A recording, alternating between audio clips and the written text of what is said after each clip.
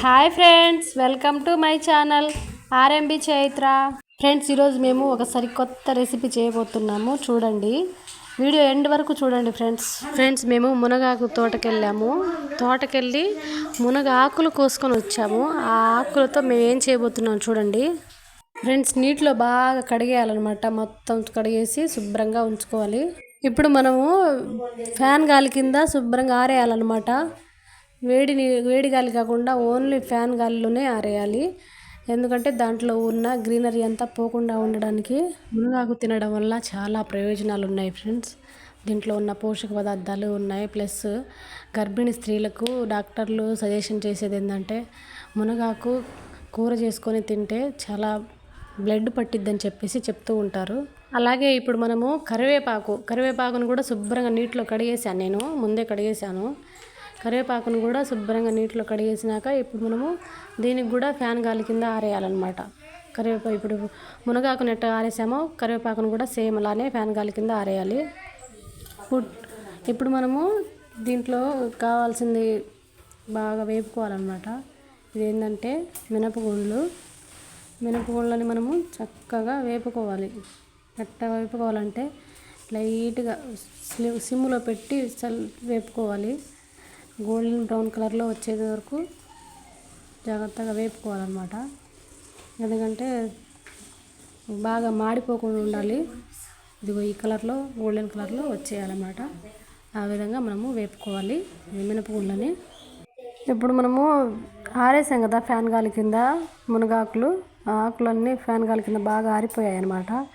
ఇప్పుడు మనము ఆకులు కొమ్మల నుంచి ఆకులుగా విడదీసేయాలి. ఆకులన్నీ ఇలా తెంపేసేయాలి.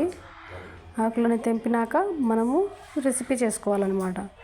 ఇవి చూడండి ఎంత బాగా ఆరిపోయినాయో, చక్కగా ఆరిపోయినాయి. నీళ్ళు లేకుండా, చెమట తేమ లేకుండా బాగా ఆరేసేయాలి. లేకుంటే మనం చేసే రెసిపీ పాడైపోయిద్ది అనమాట. అందుకని ఈ విధంగా మొత్తం ఆకులన్నీ తెంపేసాము.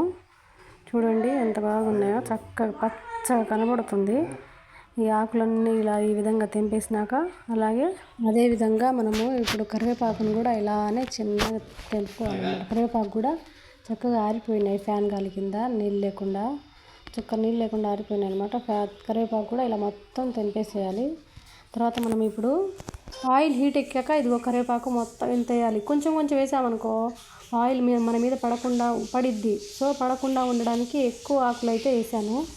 ఆకులు ఎక్కువ వేసి వేపితే మన మీద ఆయిల్ చిట్లకుండా ఉండడానికి నేను జాగ్రత్తలు తీసుకున్నాను అనమాట. మీరు కూడా కొంచెం వేయకుండా కొంచెం ఎక్కువ వేసుకొని వేపుకోండి. చూడు, ఈ విధంగా వేపుకోవాలి. సిమ్లోనే పెట్టి వేపుకోవాలి ఫ్రెండ్స్. ఇదిగోండి, ఈ విధంగా ఆకులు అయితే ఈ విధంగా వచ్చేయాలన్నమాట. మొత్తం చక్కగా వేపేసాలి. ఎక్కువ ఆకులు వేసి వేపితేనే మంచిగా ఉండిద్ది, లేకుంటే మన మీద ఆయిల్ పడిద్ది. సో ఈ విధంగా మొత్తం కరివేపాకు అన్నీ వేసేసాను. కరివేపాకు అయిపోయినాక తర్వాత మనము కరివేపాకు ఏ విధంగా అయితే మనము వేపుకున్నామో అలానే ఆయిల్లో మునగాకు కూడా వేసి వేపుకోవాలి. కాకపోతే దీనికి కొంచెం ఎక్కువ ఆయిలే పట్టిద్ది ఫ్రెండ్స్. ఆయిల్ ఎక్కువ ఉంటేనే అది బాగా వేగిద్ది అనమాట. కరకరలాడాలి ఆకులన్నీ. ఈ విధంగా అయితే మనము ఆకులన్నీ వేపేసేయాలి, కరివేపాకు మునగాకు అన్నీ. ఇప్పుడు చూడండి ఫ్రెండ్స్, ఇదేంటంటే ఎండుమిరపకాయలు విత్తనాలన్నీ వేపినాక తర్వాత మిరపకాయలు వేపుకోవాలన్నమాట. ఎందుకంటే రెండు ఒకేసారి వేసామనుకో విత్తనాలు కాలిపోతాయి, మిరపకాయలు ఏం సరిగా వేగవు. అందుకని నేను సపరేట్గా వేపుతాను అనమాట. ఈ విధంగా అన్నీ వేపుకోవాలన్నమాట. ఇదేంటంటే ఎండుమిరపకాయలు చెప్పా కదా, ఎండుమిరపకాయలు విత్తనాలు ఈ విధంగా వేపుకోవాలి. దాని పక్కన ఇప్పుడు ఇదేమో మనం వేపుకున్న మినపగుండ్లు అన్నీ గోల్డెన్ బ్రౌన్ కలర్లో వచ్చేటట్టు వేపుకోవాలి. చిన్నులపాయలు ఫ్రెండ్స్, ఈ చిన్నులపాయలు ఇలా తోలు తీసేసాను. ఇదేమో వేపుకున్న కరివేపాకు ఆకులు. చూడండి ఎంత చక్కగా ఉన్నాయో, సూపర్గా ఉంది. ఇదిలేమో మునగాకులు అనమాట. మునగాకు ఈ విధంగా మొత్తం వేపుకోవాలి. ఈ విధంగా వేపుకుంటేనే మనకు బాగుంటుంది. ఇదిగో ఎండుమిరపకాయలు ఈ విధంగా మొత్తం వేపుకున్నాను అనమాట. ఈ విధంగా వేపుకొని ఇప్పుడు మనము ఒకదాని తర్వాత ఒకటి మిక్సీ చేసుకోవాలి. ఈ రెసిపీ మీకు నచ్చితే మీరు కూడా ట్రై చేయండి ఫ్రెండ్స్. మా ఛానల్ని సబ్స్క్రైబ్ చేసుకోండి, లైక్ చేయండి, షేర్ చేయండి అండ్ కామెంట్ కూడా చేయండి. ఫస్ట్ విత్తనాలన్నీ మిక్స్ చేసామనుకో తర్వాత ఆకులు ఈజీగా మిక్స్ అవుతాయి కదా ఫ్రెండ్స్. అందుకని నేను ఫస్ట్ విత్తనాలన్నీ వేపాను, మిక్సీ చేశాను. ఈ విత్తనాలన్నీ ఒకదాని తర్వాత ఒకటి అన్నీ మిక్సీ చేసేయాలన్నమాట. నేనైతే ఈ విత్తనాలే వేపాను ఫ్రెండ్స్, విత్తనాలు వేసాను. ఇందులో మనము మీకు చెప్పడం మర్చిపోయాను ఫ్రెండ్స్, దీంట్లో ఇది కళ్ళు ఉప్పు కూడా వేసుకోవాలి. ఉప్పు లేకుండా మనం ఏం చేయలేము కదా, అన్నేసి చూడు నన్నేసి చూడమంటారు కదా, ఉప్పు లేకుండా ఏ కూర మనం టేస్ట్ చేయలేము. సో ఇది సాల్ట్ వేసాను, కళ్ళు ఉప్పు వేసాను ఫ్రెండ్స్. ఈ విధంగా మొత్తం మిక్సీ అయిపోయినాయి విత్తనాలన్నీ. ఇప్పుడు మనము దీంట్లో వేపుకున్న ఎండుమిరపకాయలు వేసుకున్నాను, వీటిని కూడా మిక్సీ చేసేయాలి.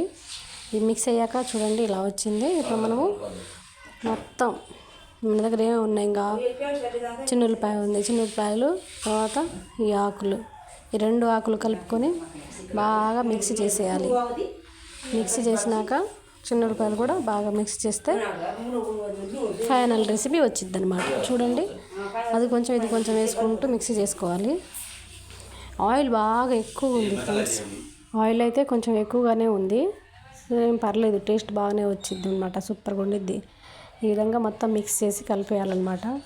ఇది తింటే చాలా ఆరోగ్యానికి మంచిది, కంటి చూపు బాగుండిద్ది, హెయిర్ గ్రోత్ వచ్చిద్ది, అందుకని రక్తం పట్టిద్దని చెప్పేసి నేను ఈ రెసిపీ అప్పుడప్పుడు చేస్తూ ఉంటాను, కానీ వీడియో పెట్టలేదు, అందుకని ఇప్పుడు వీడియో పెట్టాను ఫ్రెండ్స్. చాలా బాగుంది. నేను ఇప్పుడు కలుపుతున్నాను, నేను అన్ని చేత్తోనే కలుపుతాను అనమాట.